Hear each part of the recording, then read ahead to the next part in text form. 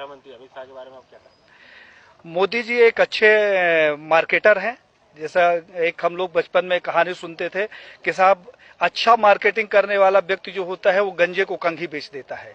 तो मोदी जी ने इस कहावत को चरितार्थ किया है। उन्होंने एक गंजा साथ में रखा है और कंघी अपने हाथ में रखी है। उसके सर पे कंघी फेरते हैं और पूरे भारत को बता देते हैं, देखा अमित शाह की कितनी बढ़िया पार्टी पड़ी हुई है। इन दोनों ने हिंदुत्व को लेकर अभी धारा 370 का मैटर हुआ। साहब धारा 370 के मैटर में सबसे ज्यादा अगर किसी ने तारीफ की तो हिंदू महासभा ने की।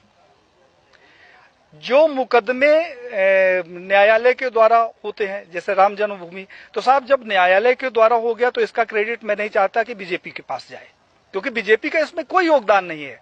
मुझे वो दिन याद है, भारत के बच्चे बच्चे को ये दिन याद होगा जब 1947 से लेकर हिंदू महासभा राम जन्मभूमि का मुकदमा लड़ रहा था। यही लाल कृष्ण आडवाणी सहित भारतीय जनता पार्टी और आरएसएस के प्रमुख नेताओं ने हमारे नेताओं से संपर्क किया और उन्होंने कहा कि भाई साहब आप लोग इस तरीके से मुकदमे लड़ते रहेंगे, अगर आप कहें तो इसका हम राजनीतिकरण कर दें और अपनी सरकार बन जाएगी तो राम जन्मभूमि का मुकदमा ठीक ठाक हो जाएगा।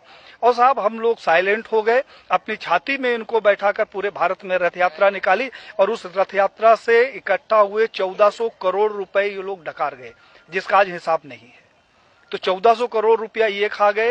हिंदुत्व के नाम पर जो भी प्रखर नेता आगे आता है, कहने के लिए थोड़ा सा बुरी बात है लेकिन कहना जरूरी है, अशोक सिंघल जी को मैंने पत्र लिखा। हमने कहा 1400 करोड़ रुपया जो राम जन्मभूमि का इकट्ठा हुआ कहां गया।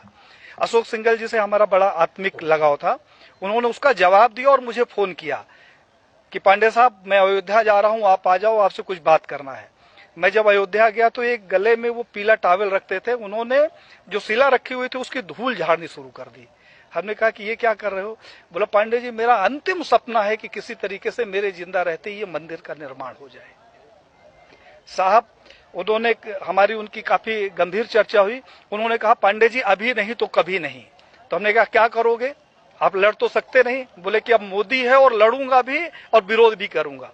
और साहब अशोक सिंघल जी एक स्वस्थ व्यक्ति जिसके साथ हमने 2 दिन बिताया, वो दिल्ली जाता है और अचानक उसकी मौत हो जाती है।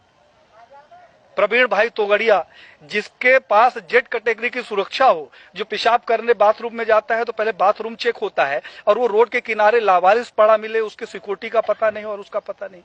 कमलेश तिवारी जिसकी सिक्योरिटी के लिए 24 गार्ड नियुक्त थे, हमारे पास उसके पत्र है साहब, और उस आदमी की हत्या हो जाती है और हत्या का कारण सिर्फ ये होता है कि उसकी सुरक्षा में कमी कर दी जाती है। तो बीजेपी के समय में मैंने ये देखा कि जितने हिंदूवादी प्रखर नेता हुए हैं उनकी एक एक करके हत्या कर दी गई। अभी 2 तारीख को हमारे पास लखनऊ से फोन आया, हिंडोला थाना कोई पड़ता है, उन्होंने कहा हिंडोला थाना से बोल रहा हूं पांडे साहब, गृह मंत्रालय से पत्र आया कि आपकी जान को खतरा है। तो हमने कहा क्या करूं, तो उन्होंने कहा आपको सुरक्षा देना चाहता हूं। हमने कहा दे दो भैया। बोले कहाँ गार्ड भेज दूं, मैंने अपने घर का पता बता दिया। तो साहब उन्होंने कहा कि मैं वहां नहीं दे सकता हूं, मैं लखनऊ में सुरक्षा दूंगा।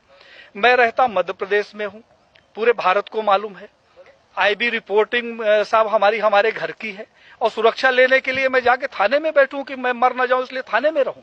इस तरीके का जो इनका दोहरा चरित्र है वो अब हिंदुत्व के लिए हमें लगा कि एक खतरे के रूप में सामने आ रहा है।